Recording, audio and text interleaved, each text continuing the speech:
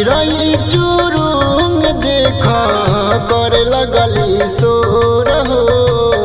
चिड़ै चुरुंग देख करे लगली शोर हो। उगे उगी आदित्य माला हो गइल भोर हो। उगे उगी सूरज देवा हो गइल भोर हो। उगे उगी आदित्य माला हो गइल भोर हो। उगे उगी सूरज देवा।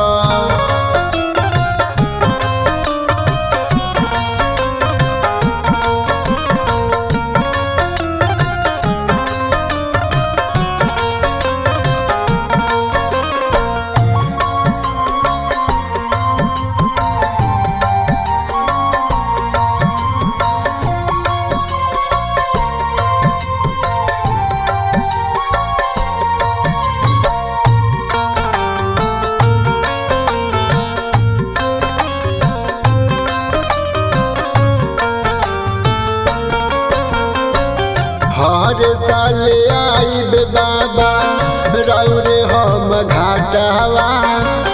पियौआ देवरू दौरा लेके अइहे माथावा। हे बाबा हर साल आइब बाबा रौर हम घाटवा। पियौआ देवरू दौरा लेके अइहे माथावा।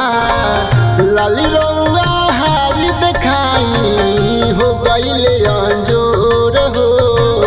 लाली रौआ हाली देखाई हो गइले अंजोर हो। उगे उगे आदित्य माला हो गइल भोर हो। उगे उगे सूरज देवा हो गइल भोर हो।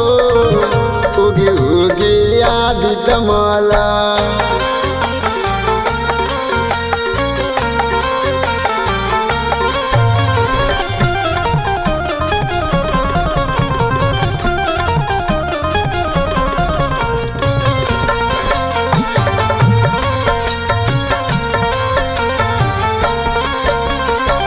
छत्तीस घंटा भूखे पियास हम बहानी। कहेले मुरारी राहु आस देखतानी। हे बाबा दर्शन दी। 36 घंटा भूखे पियास हम बहानी। कहेले मुरारी राहु आस देखतानी। आधी रात से बरतिन बाबा घाटबारी अगोर हो। आधी रात से बरतिन बाबा घाटबारी अगोर हो। उगे उगे आदित्य माला हो गइल भोर हो। उगे उगे सूरज देवा हो गइल भोर हो। उगे उगे आदित्य माला।